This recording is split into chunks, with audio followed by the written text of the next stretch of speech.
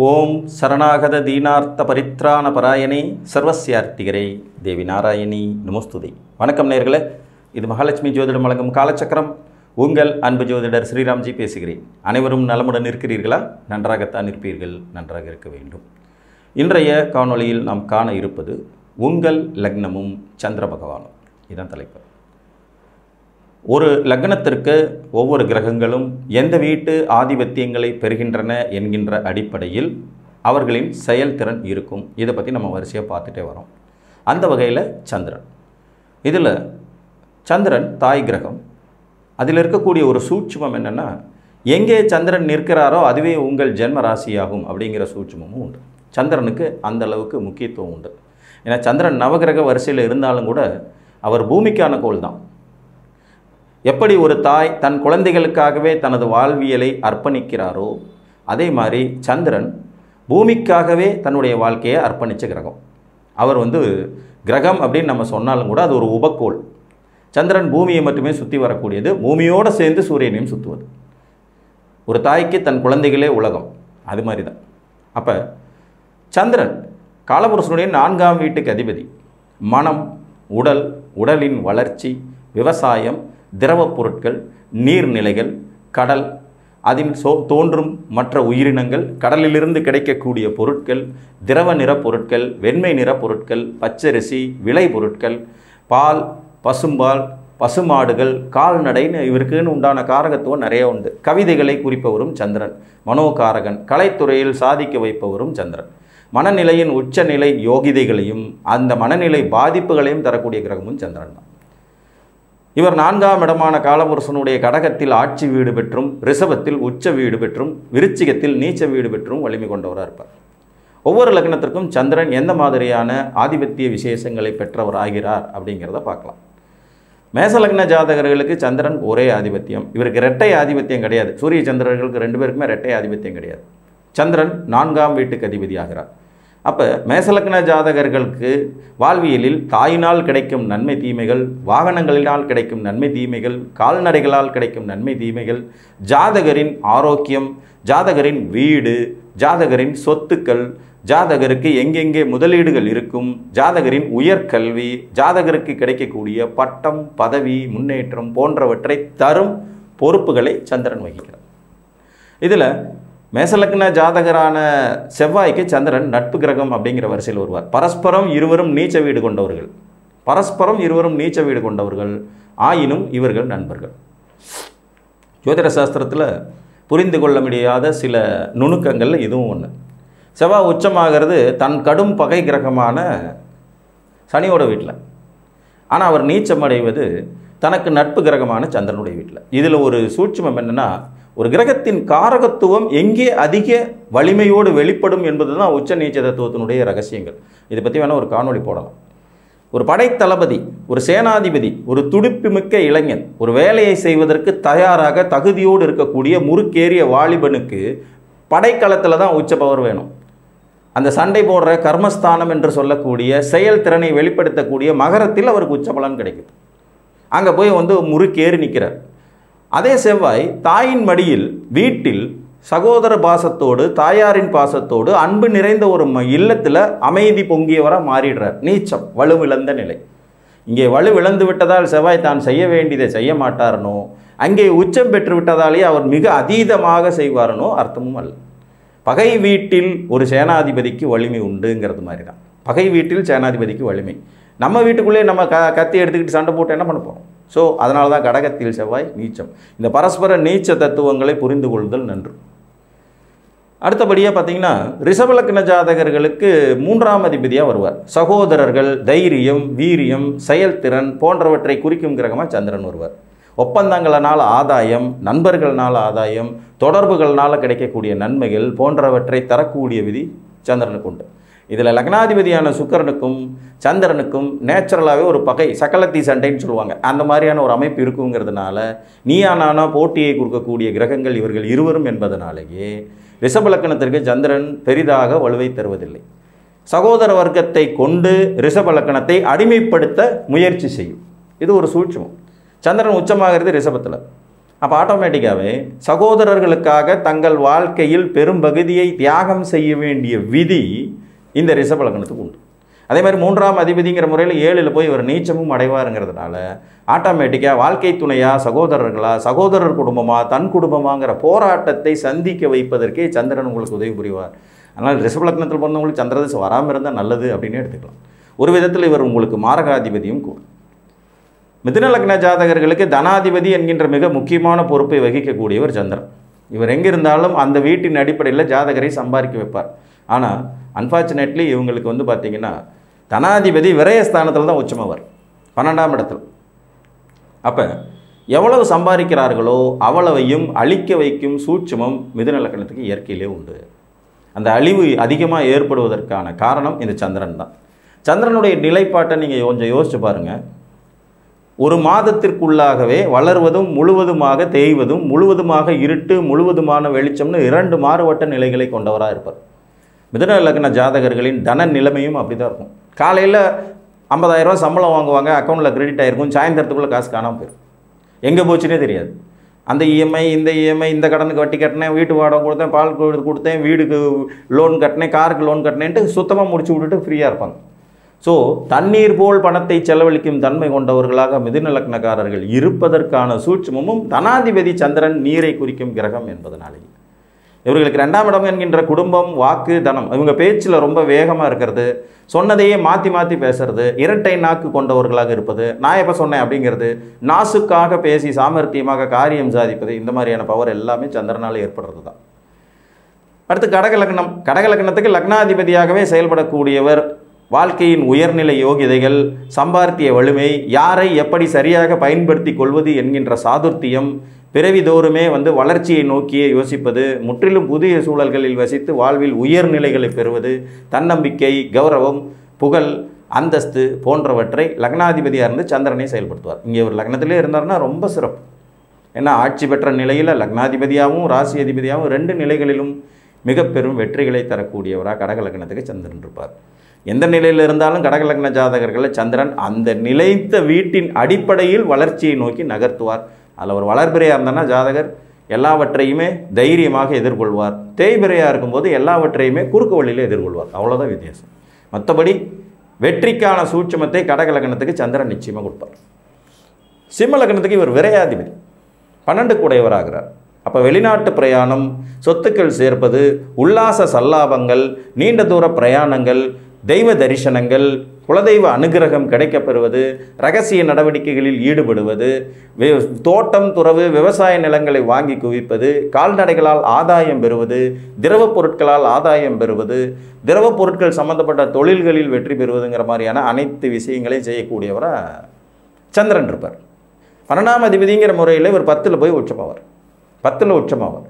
அப்போ ஆட்டோமேட்டிக்காகவே விவசாய தொழில்களில் எப்போதும் ஒரு நாட்டமும் ஈடுபாடும், திரவ பொருட்களில் எப்போதும் ஒரு நாட்டமும் ஈடுபாடும், உல்லாச சல்லாபங்களில் திளைக்க வேண்டும் என்கின்ற எண்ணமும், உல்லாசமாக இருக்கக்கூடிய இடத்திலேயே பணிபுரிய வேண்டும் என்கின்ற நப்பாசையும் சிம்மலக்கணத்துக்கு கொடுக்கக்கூடியவராக சந்திரன் ஒருவர். இங்கே சூரியனும் சந்திரனும் பகை கிரகங்கள் கிடையாது என்றாலும் கூட இவரின் நிலையை பொறுத்தே இவர்களுக்கு தொழில் வலு, முன்னேற்றம் போன்றவை ஏற்படும். கன்னிகா லக்னத்தை பொறுத்த வரைக்கும் இவர் லாபாதிபதி, 11ஆம் இடத்திற்கு ஆதிபத்தியத்தை பெற்று 9ஆம் இடம் என்கின்ற பாக்கியஸ்தானத்தில் உச்சம் பெறுவர். இதில் புதனுக்கும் சந்திரனுக்கும் உண்டான ஒரு உறவு நிலை பார்த்தீங்கன்னா, சந்திரன் புதனை எப்போதும் எதிரியாக கருதவே மாட்டார். ஆனால் புதன் சந்திரனை எப்போவுமே எதிரியாக கருதுவார்.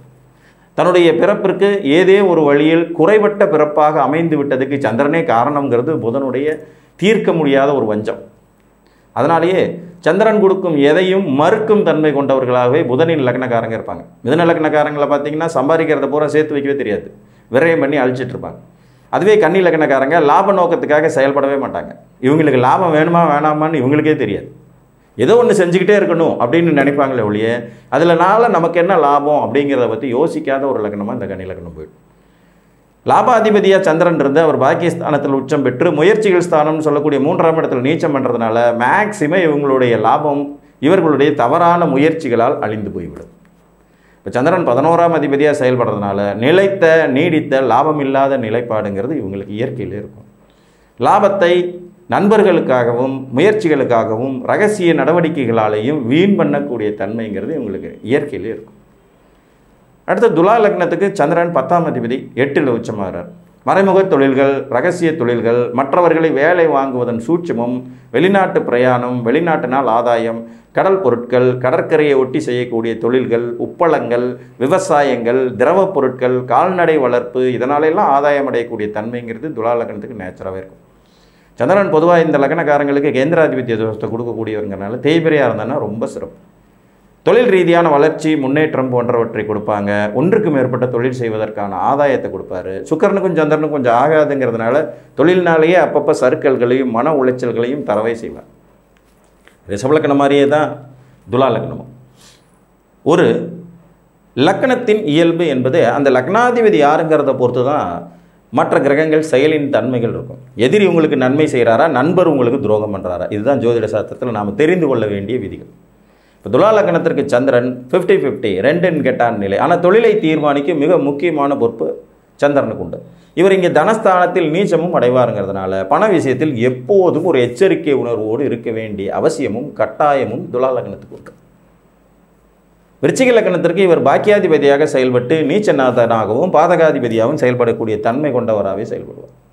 அதிர்ஷ்ட வாய்ப்புகள், உயர்நிலை கல்வி, ரகசிய படிப்புகள், ரகசிய தொடர்புகள், ரகசியமான இடங்களில் சொத்து சேர்க்கும் யோகிதைகள், எல்லா வழிகளையும் பயன்படுத்தி தனது வெற்றி பிரதானமாக நினைப்பதுங்கிற மாதிரி பலவித சூட்சுமங்களை விருச்சிக லக்ன செவ்வாய்க்கு சந்திரன் சொல்லிக் கொடுப்பார்.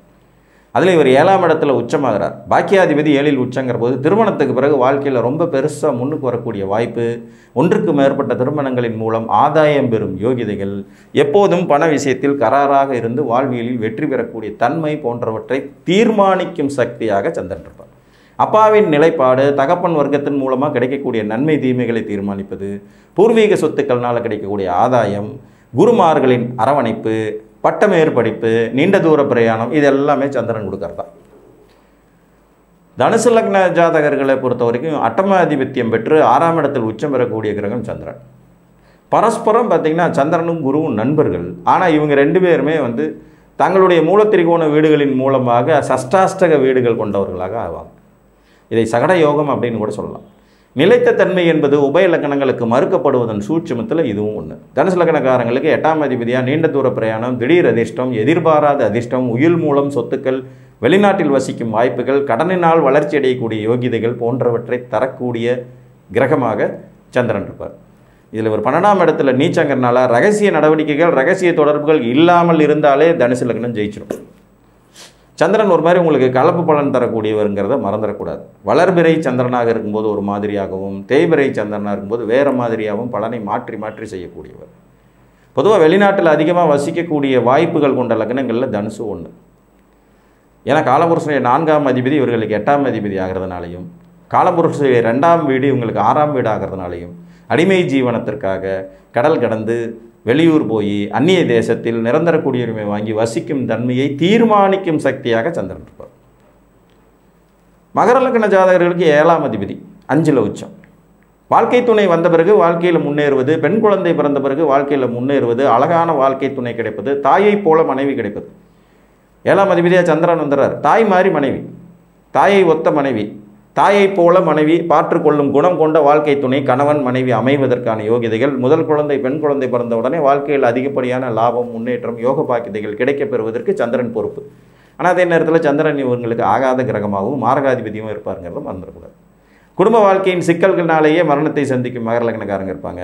11ஆம் இடத்துல சந்திரன் நீச்சமடையும் விதி கொண்டவருங்கிறதுனால லாபம் கருதாது செயல்படும் மகர லக்னம் வாழ்க்கையில் வெற்றி பெறும். இதுதான் சூட்சுமம். எதுலையுமே லாபத்தை நம்ம லாபம் முக்கியம், சுய லாபம் முக்கியம்னு யோசித்து செயல்பட்டால் மகர லக்னம் தோற்று போயிடும். இதை அந்த லக்னக்காரங்களை கேட்டிங்கனாலே சொல்லுவாங்க. செய் உன் செயலை, கடமையை செய், பலனை எதிர்பார்க்காதே அப்படிங்கிற சூட்சுமத்தை மகர லக்னத்திற்கு சொல்லிக் கொடுக்கும் வேலையை சந்திரன் செய்வார்.